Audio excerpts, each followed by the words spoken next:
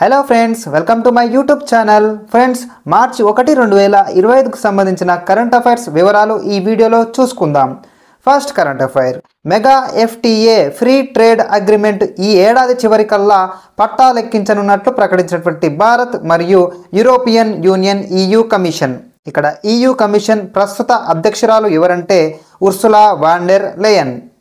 Next current affair, అంతరిక్షంలో 2 ఉపగ్రహాల అనుసంధానానికి docking ఉద్దేశించినటువంటి SpaDeX ప్రయోగాలను మార్చి 15, 2025 నుంచి పునః ప్రారంభించనున్నట్లు తెలిపినటువంటి ఇస్రో. ఇందులో భాగంగా ఇప్పటికే అనుసంధానమైన 2 శాటిలైట్లు అవేంటివంటే చేజర్ మరియు టార్గెట్లను తొలుత విడదీయనున్నట్లు, ఆ తర్వాత వాటిని మరోసారి అనుసంధానం చేస్తామని ఇస్రో తెలిపింది. ప్రస్తుత ఇస్రో చైర్మన్ ఎవరంటే వి నారాయణన్. ఇక్కడ స్పేడెక్స్ ఫుల్ ఫామ్ చూసుకున్నట్లయితే the space docking experiment.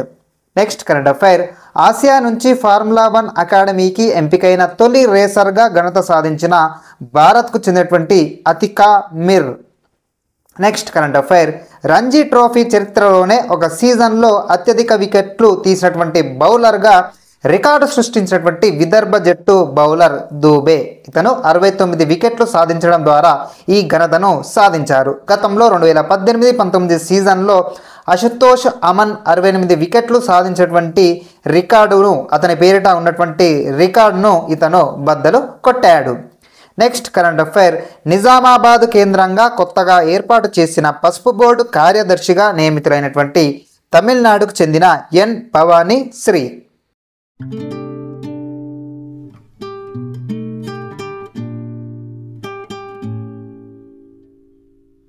Next current affair, spice board, పసుపు బోర్డు మధ్య కార్యకలాపాలను అనుసంధానం చేసే బాధ్యతలు స్వీకరించినటువంటి spice board research director doctor A B Remashree.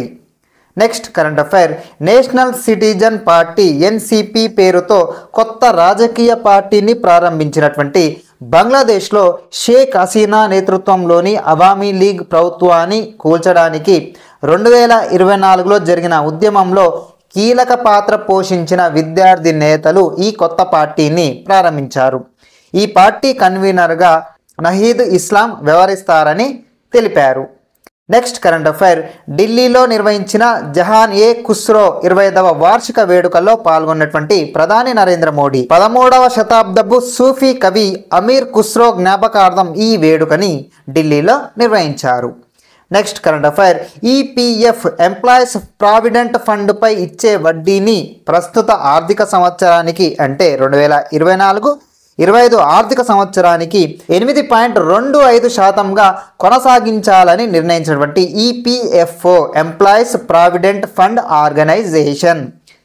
Next current affair, ఏడాది సర్వీసు కన్నా ఎవరైనా సభ్యుడు ముందుగానే మరణిస్తే ఉద్యోగ డిపాజిట్ ఆధారిత బీమా EDLI employees deposit linked insurance కింద కనీస బీమా పరిహారం అయినటువంటి 50,000 రూపాయలను చెల్లించాలన్న EPFO ప్రతిపాదనకు ఆమోదం తెలిపిన CBT central board of trustees. చివరి చందా చెల్లించినప్పటి నుంచి 6 నెలల్లోపు మరణిస్తే బాధిత కుటుంబానికి ఈ EDLI ప్రయోజనం వర్తిస్తుందని ఈ సందర్భంగా EPFO తెలిపింది. నెక్స్ట్ కరెంట్ అఫైర్, భవిష్యత్తులో తన అంతరిక్ష కేంద్రం తియాంగాంగ్లోకి పాక్ వ్యోమగామిని పంపేందుకు ఒప్పందం కుదుర్చుకున్న చైనా. నెక్స్ట్ కరెంట్ అఫైర్, 2047 నాటికి భారత్ అధిక ఆదాయ ఆర్థిక వ్యవస్థగా మారాలంటే సగటున 7.8% వార్షిక వృద్ధి రేటు అవసరమని ప్రపంచ బ్యాంకు నివేదిక ఒకటి తెలిపింది. Becoming a high income economy in a generation పేరిట ఈ నివేదికను ప్రపంచ బ్యాంకు వెలువరించింది. ఈ లక్ష్యాన్ని సాధించేందుకు ఆర్థిక రంగంతో పాటు భూమి, కార్మిక విభాగాల్లో సంస్కరణలు అవసరమని ప్రపంచ బ్యాంక్ ఈ నివేదిక ద్వారా పేర్కొంది. నెక్స్ట్ కరెంట్ అఫైర్, సెబీ నూతన చైర్పర్సన్గా నియమితులైన తుహిన్ కాంత పాండే వీరు ఈ పదవిలో 3 ఏళ్ల పాటు ఉంటారు. ఇక్కడ సెబీ అంటే securities and exchange board of India. Next current affair, Warangal జిల్లా మామునూరు వద్ద కొత్త బ్రౌన్ఫీల్డ్ ఎయిర్పోర్ట్ నిర్మాణానికి అనుమతించిన కేంద్ర పౌర విమానయాన శాఖ మంత్రి కె రామ్మోహన్ నాయుడు. శంషాబాద్ అంతర్జాతీయ విమానాశ్రయం నుంచి 150 కిలోమీటర్ల దూరంలో మరో ఎయిర్పోర్ట్ ఉండకూడదన్న క్లాజ్ 5.2 నుంచి కేవలం ఈ వరంగల్ ఎయిర్పోర్టుకు మాత్రమే మినహాయింపు ఇస్తున్నట్లు పౌర విమానయాన శాఖ తెలిపింది. 1930లో నిజాం నవాబు అయినటువంటి మీర్ ఉస్మాన్ అలీ ఖాన్ మామునూరు ఎయిర్పోర్ట్ని ప్రారంభించారు. ఈ ఎయిర్పోర్ట్ 1981 వరకు సేవలు అందించింది. కాగజ్ నగర్లో ఉన్నటువంటి పేపర్ పరిశ్రమ, వరంగల్లోని అజంజాహీ మిల్స్ ప్రయోజనాల కోసం అప్పట్లో ఈ ఎయిర్పోర్ట్ని నిర్మించారు. Next current affair.